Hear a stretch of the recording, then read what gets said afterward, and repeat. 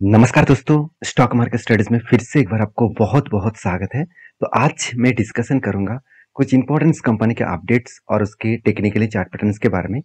तो मेरा जितने सारे वीडियोस आपने शायद पहले देखे हैं, तो उनमें से एक चीज़ आपको हमेशा एक चीज़ देखने को मिलता है कि मैं सबसे पहले फंडामेंटल्स के बारे में बात करता हूँ, उसके बाद टेक्निकली चार्ट पैटर्न्स के बारे में बात करता हूँ। तो इसमें क्या होता है कि बहुत सारे दोस्तों ने मुझे कमेंट्स भी किया कि सर फंडामेंटल देखना क्या ज़रूरी है जब हम लोग स्विंग ट्रेडिंग करना चाहते हैं। तो मेरे हिसाब से देखिए, मैं इतने सालों तक जब ट्रेड कर रहा हूँ, तब मुझे एक चीज़ समझ में आ गया कि अगर फंडामेंटल ठीक है, तो उसका टेक्निकल चार्ट पैटर्न्स अगर अच्छे बन रहे हैं, तो उसमें एक हायर पॉसिबिलिटी है कि वो टेक्निकली चार्ट पैटर्न आपको टारगेट देगा। और अगर फंडामेंटल ना देखकर ही कोई भी टेक्निकली चार्ट पैटर्न आप देख रहे हैं, तो वहाँ पे गलत हो सकते हैं और पूरी तरीके से फंस भी सकते हैं। मान के चलिए किसी भी कंपनी के ऊपर लगातार आपको अपर सर्किट देखने को मिला है और वहाँ पे आपको कोई टेक्निकली चार्ट पैटर्न भी शायद आपको देखने को मिल जाए, मतलब कोई भी टेक्निकली आपको बाइंग ट्रेंड भी मिल जाए। तो आपने तो बाई शायद इस जगह पे बाई बना था, आपने एंट्री ले लिया। थोड़ा सा ऊपर जाने के बाद जो ऑपरेटर इसको ऊपर लेके जा रहा था, यहाँ से वो माल बेचना स्टार्ट कर देंगे और उसके बाद आप बुरी तरीके से फंस सकते हैं। अगर उसी कंपनी को ऊपर अगर आप फंडामेंटल स्टडी करके काम करता, तो इस तरीके से सिनेरियो बहुत कम टाइम में देखने को मिल जाते। तो मेरे कहने का मतलब है फंडामेंटल और टेक्निकली चार्ट पैटर्न दोनों ही देखकर काम करना चाहिए, एज अ लॉन्ग टर्म के लिए, एज अ शॉर्ट टर्म्स के लिए एंड स्विंग ट्रेडिंग्स के लिए। तो सबसे पहले मैं जिस कंपनी के बारे में डिस्कशन करूँ उसका नाम है हैप्पीस्ट माइंड। देखिए, मैं किसी भी वीडियोस आपको दिखा दूँ, सारे वीडियोस मेरे एजुकेशन पर्पस में होता है, कोई भी बाय एंड सेल का रिकमेंडेशन नहीं है। अगर आपको सीखना है तो मेरे वीडियो कंटिन्यू करिए, अगर आप सिर्फ टिप्स लेने के लिए आए हैं तो मेरे वीडियो से एग्जिट हो सकते हैं। क्योंकि मैं जितने सारे वीडियोस आपको बता रहा हूँ वो मेरा खुद का ट्रेड है, मैं खुद का मेरा एनालिसिस है और मैं खुद ट्रेड लेता हूँ। और जहाँ पे ट्रेड बनता है, जहाँ पे टारगेट होता है, वो सब कुछ मैं आपके साथ डिस्कस करता हूँ, क्योंकि आपको भी पता चले कि किसी भी कंपनी के ऊपर किस तरीके से काम करना चाहिए। तो देखिए, हैप्पीस्ट माइंड एक आईटी सेक्टर से बिलोंग करने वाला कंपनी है और इस कंपनी के बारे में एक ही बात कहूँ तो आईटी सॉल्यूशन एंड सर्विसेज के ऊपर कंपनी काम करते हैं और कंपनी 2011 से स्टार्ट हुआ, उतना पुराना कंपनी भी नहीं है। फिर भी कोविड के सिचुएशन इसने इसने झेला और कोविड के सिचुएशन में भी कंपनी ने कुछ हाल नहीं छोड़ा। कंपनी उस टाइम में भी लगातार लगातार प्रॉफिट को जनरेट किया और सेल्स को किस तरीके से इंक्रीज किया। एक टाइम में भी आपको ऐसे नहीं लगेगा कि कंपनी का सेल्स में कुछ इम्पैक्ट आया। कंटिन्यूअसली खुद का सेल हर क्वार्टर्स में कंपनी बढ़ाते चले गए। एक क्वार्टर्स में आपको पिछले क्वार्टर को बीट नहीं देखने को मिलेगा। हाँ, यहाँ पे छोटा सा यहाँ पे सेल्स थोड़ा सा कम हुआ और इसके चलते कंपनी का हर क्वार्टर्स में प्रॉफिट भी हुआ। जब वर्ल्ड बेसिस में रिसेशन चल रहा है, जब यूएस यूरोप और यूरोप मार्केट में जब इकोनॉमिकली स्लो डाउन के चलते हुए आईटी सेक्टर के ऊपर सबसे ज्यादा प्रेशर है, उस टाइम में भी इस कंपनी के ऊपर अच्छा खासा ग्रोथ देखने को मिला है। तो इसका मतलब है जब आईटी सेक्टर फिर से खड़ा होंगे और जब आईटी सेक्टर तेजी से भागना स्टार्ट करेंगे, तब इस कंपनी के ऊपर ग्रोथ और भी ज्यादा बढ़ सकते हैं। तो इसीलिए मैं बोल रहा हूँ अभी से फोकस रखिए, क्योंकि कंपनी का मार्केट कैप अभी भी 14,000 करोड़ के आसपास है। बहुत छोटा कंपनी है, हाई पोटेंशियल इसमें आप ग्रोथ होने के लिए। तो कंपनीज के ऊपर दो चीज मुझे अच्छा लगा, कंपनी का डेप तो है, कर्जा तो है, इनकम भी हो रहा है और कंपनी के जो पॉइंट्स आपको बेस्ट लगेगा, आरओसी आरओई, उसके साथ साथ आपको ईबिटा मार्जिन भी अच्छा दिखेगा। आरओसी 3 साल में भी आपको अच्छा देखने को मिल जाएगा। और सबसे बड़ी बात क्या है आप जानते हैं, कंपनी का तो जो बैलेंस शीट है वो लगातार लगातार खुद का जो रिजर्व है वो बढ़ते चले गए और इस बार कंपनी देखिए बोरिंग्स भी ज़्यादा ले लिया, 500 करोड़ के आसपास। तो आप कहेंगे सर इतना ज़्यादा बोरिंग्स लेने का क्या जरूरत है। सबसे पहले एक चीज़ देखेंगे तो कंपनी का जो कर्ज मतलब पेमेंट सॉरी पेड कितना है, नेट प्रॉफिट कितना है, 221 करोड़, और कंपनी की इंटरेस्ट कितना था, 29 करोड़। तो इसको 29 करोड़ का मान के चलता, इतना प्रॉफिट होने के बाद वो 29 करोड़ को पेमेंट कर सकते थे। अगर कंपनी को एक्स्ट्रा क्या हुआ, एक्स्ट्रा आप देखेंगे कंपनी के जो मतलब ट्रेड जो पेबल्स करना पड़ेगा 62 करोड़। उसके साथ साथ कंपनी ने क्या किया, कंपनी ट्रेड रिसीव भी किया, कितना कंपनी ट्रेड रिसीव किया, 200 करोड़ के आसपास।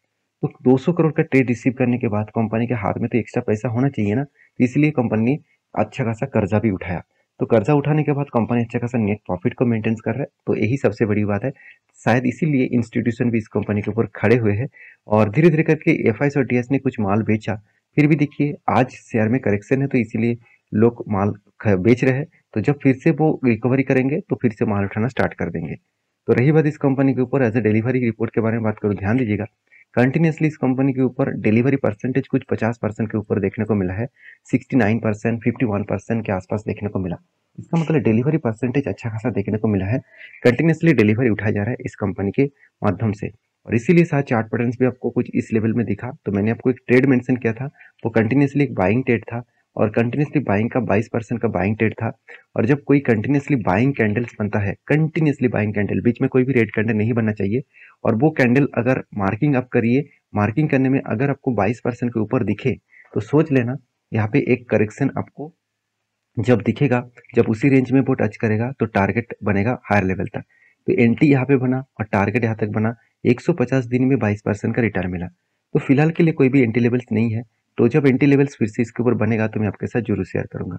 नेक्स्ट जो कंपनी जिसके बारे में बात करूँ उसका नाम है बजाज फाइनेंस लिमिटेड। तो बजाज फाइनेंस आप सभी जानते हैं फाइनेंस इंडस्ट्रीज में सबसे बड़ा कंपनी है, एनबीएफसी इंडस्ट्रीज में सबसे बड़ा कंपनी है। इस कंपनी के ऊपर में मतलब अभी तो फिलहाल के लिए अगर आप पूछेंगे सर क्या आप इस कंपनी के ऊपर आंख बंद करके भरोसा करते हैं, मेरे हिसाब से बिल्कुल, मैं तो जरूर करूंगा, क्योंकि इस कंपनी का जो परफॉर्मेंस है और इस कंपनी का जो मैनेजमेंट टीम है बहुत स्ट्रांग है। और ये भी मुझे कमेंट्स आते हैं सर जियो फाइनेंस मार्केट में आ चुके हैं तो इस कंपनी का तो हालत खराब हो सकते हैं। देखिए जियो फाइनेंस का मार्केट कैप 1.5 लाख करोड़ है, 1.5 लाख करोड़, और इसका मार्केट कैप 4.5 लाख करोड़ है। तो दोनों में अंतर तो समझिए। और दूसरी बात, बजाज फाइनेंस एक ऐसे बिजनेस करने वाला कंपनी है और इसका मैनेजमेंट इतना स्ट्रांग है, खुद को मार्केट में देखिए कितना 4.5% के आसपास डेप्थ लेकर रखा। अभी 4% आपको कम लगा होगा, 2,16,000 करोड़ का कर्जा लिया, जो इसका मार्केट कैप का 50% कर्जा वो कंपनी लेकर रखा। तो आप ये भी मुझे पूछेंगे सर 50% कर्जा लिया तो कंपनी तो खराब हो जाएगा ना, अगर कंपनी में करेक्शन हुआ तो कंपनी के ऊपर क्या करेंगे। तो इतना बड़ा कर्जा ले लिया, अगर कंपनी में सेल्स कम हो गया तो कंपनी तो बर्बाद हो जाएगा। देखिए ऐसे बिल्कुल मत सोचना, कंपनी का मैनेजमेंट इतना स्ट्रांग है, मैं आपको क्या बताऊं, आप ध्यान दीजिएगा। हर क्वार्टर्स में कंपनी खुद को किस तरीके से रिप्रेजेंट किया। लास्ट पे जून मंथ में कंपनी का 9,200 करोड़ का टोटल रेवेन्यूज था, वो रेवेन्यू बढ़ के हो चुके 12,400 करोड़ के आसपास। तो रेवेन्यूज में एक अच्छा खासा ग्रोथ जंप देखने को मिला। उसके साथ साथ इंटरेस्ट कवरेज भी आपको अच्छा खासा देखने को मिला, जो 2,600 करोड़ से बढ़ के जो 4,000 करोड़ बना। इसका मतलब कंपनी ज़्यादा लोन लिया, उसको रीपेमेंट भी किया, और एक्सपेंस को कंट्रोल करने के बाद कंपनी के हाथ में देखिए 3,600 करोड़ से प्रॉफिट बढ़ के हो चुके 4,700 करोड़। तो यही होता है इस कंपनी का पावर, और जो पावर है वो मैं और भी आपको दिखा दूं, ध्यान से देखना। लास्ट कुछ क्वार्टर्स के जो डेटा है उसके हिसाब से देखा जाए तो इस बार कंपनी का सबसे लोएस्ट एनपीए देखने को मिला। एनपीए का मतलब होता है नॉन परफॉर्मिंग एसेट। तो नॉन परफॉर्मिंग एसेट जितना कम होगा कंपनी के लिए उतना ही बेस्ट होगा। इसका मतलब बैंक, मतलब इंस्टीट्यूशन, जो ये जो इंस्टीट्यूशन है वो जितने सारे लोगों को लोन दिया, जितने सारे लोगों को लोन दिया वो लोन अच्छी तरीके से उठा पाए, और उसका परसेंटेज देखिए सिर्फ 0.31%। एकदम छोटा मोटा लोन वो मार्केट से उठा नहीं पाए, बाकी सारे लोन उठा पाए। तो 100% में अगर किसी कंपनी 0.31% का लोन जा रहा है, क्या कोई बुरा लगेगा क्या? आपके पास मान के चलिए 1,000 रुपया है, तो उस 1,000 में मान के चलिए आपके पास 30 रुपया आपका जेब से गिर गया, तो क्या आपको कुछ फर्क पड़ेगा? बिल्कुल नहीं ना। तो उसी तरीके से परफॉर्मेंस यहाँ पे भी देखने को मिला। इसीलिए मैं इस कंपनी के ऊपर बहुत स्ट्रांग बुलिश हमेशा मेंटेन करता हूँ, क्योंकि इसका मैनेजमेंट टीम बहुत स्ट्रांग है। इसीलिए कंपनी ने आपको देखिए एज ए लॉन्ग टर्म के लिए धमाका परफॉर्मेंस दिया। मैं एक चीज आपको बता दूं, इस कंपनी के ऊपर मेरा लॉन्ग टर्म भी इन्वेस्टमेंट है, और जब जब इसके ऊपर स्विंग ट्रेडिंग बनता है तब तब मैं ट्रेड भी लेता हूँ। मैं आपको बार बार बोल चुका हूँ, आपको जिस कंपनी के ऊपर लॉन्ग टर्म रहना है उसके ऊपर रहिए। अलग से अगर आपको कोई भी ट्रेड बनता है उस कंपनी के ऊपर, अगर आप ट्रेड रिस्क के हिसाब से कर सकते हैं, रिस्क लेकर कर सकते हैं, तो उस ट्रेड को भी इनिशिएट करिए, जहाँ पे आपको एक्स्ट्रा बेनिफिट वहां से मिल जाएगा। तो जो लॉन्ग टर्म के लिए है वो तो छोड़िए, वो तो लॉन्ग टर्म के लिए रहेंगे ही।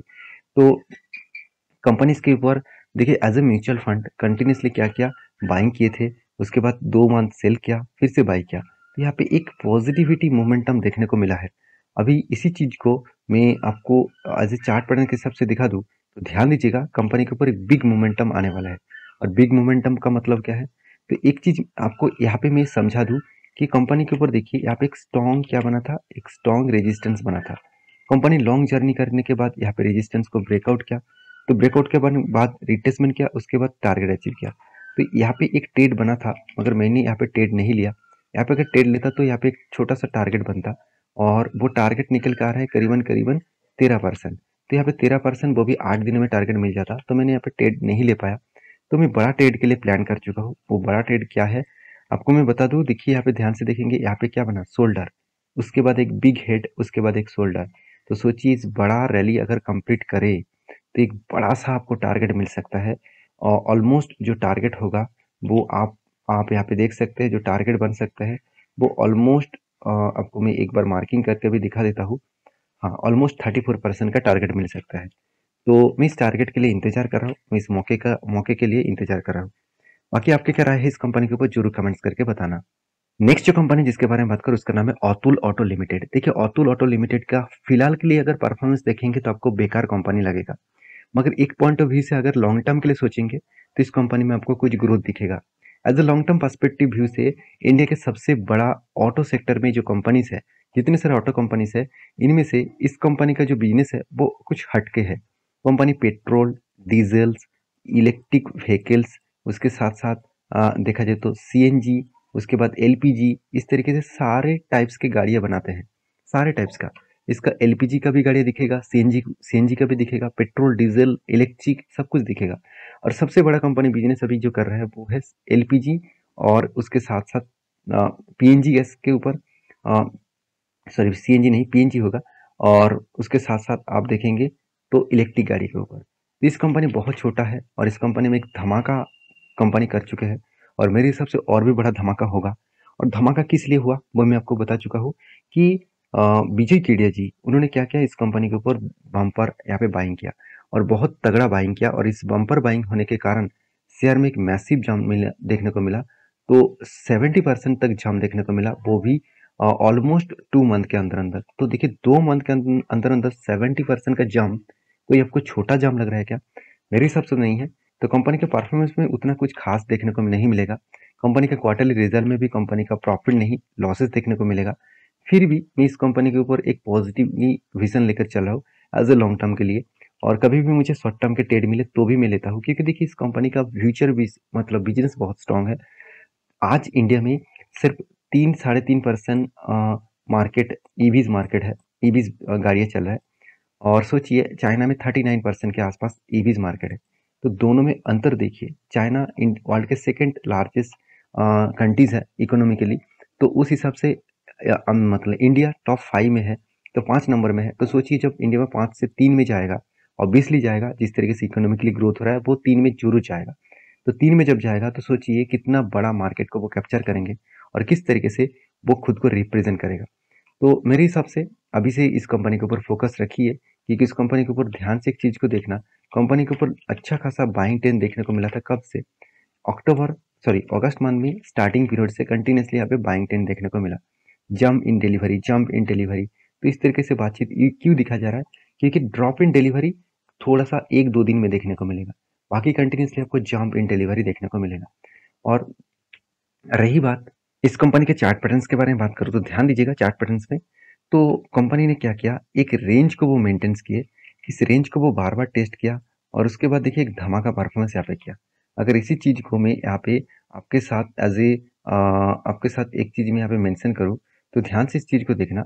200 डेज ईएमए को जब जब इन्होंने टच किया और बहुत ज्यादा ऊपर गया, तो ये आप एक बेस्ट अपॉर्चुनिटी मिला था। और बेस्ट अपॉर्चुनिटी में यहाँ पे आपको मैं ये भी बताया कि इस डेट मतलब कौन सा डेट है, 23 जुलाई, सॉरी 17 जुलाई 2023 में, इस डेट में कंपनी के ऊपर विजय केडिया जी ने 13% तक होल्डिंग को इंक्रीज किया। और इस डेट के बाद ही देखिए शेयर के ऊपर किस तरीके से मैसिव जंप देखने को मिला। तो आप कहेंगे सर इतना बड़ा रैली तो हो गया, और यहाँ पे देखिए रैली कहाँ से बना था, इस लेवल में, क्योंकि यहाँ पे 200 डेज ईएमए को भी टच किया था, और एक हैमर जैसे कैंडल भी क्रिएट किया।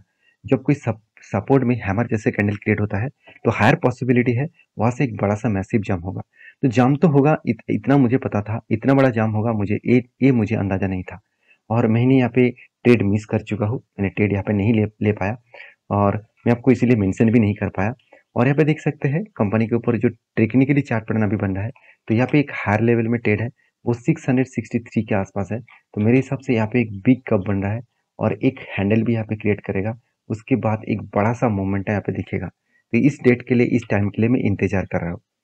बाकी जो नेक्स्ट कंपनी जिसका नाम है लंसार कंटेनर्स लिमिटेड, तो इस कंपनी के ऊपर एक बड़ा अनाउंसमेंट हुआ। वो अनाउंसमेंट क्या है? बोनस का। तो कंपनी बोनस देने वाला है 22 तारीख को, हर एक शेयर में आपको 2 शेयर बोनस के हिसाब से देने वाला है। तो इस कंपनी के ऊपर स्टडी करिए, और बाकी जितने सारे कंपनीज के बारे में डिस्कशन किया हो वो सारे कंपनीज के ऊपर स्टडी करके ही काम करना, कोई भी इस वीडियो में बाय एंड सेल का रिकमेंडेशन नहीं है। अगर आपको किसी भी कंपनी के ऊपर काम करना है तो आपके रिस्क के हिसाब से, आपके एनालिसिस के हिसाब से काम करिए। वीडियो अच्छा लगे तो प्लीज़ लाइक करना, दोस्तों के साथ शेयर भी करना, चैनल को सब्सक्राइब भी करना। मिलते हैं नेक्स्ट वीडियो में, तब तक के लिए अच्छे से रहिए, अपने ख्याल रखिए। धन्यवाद।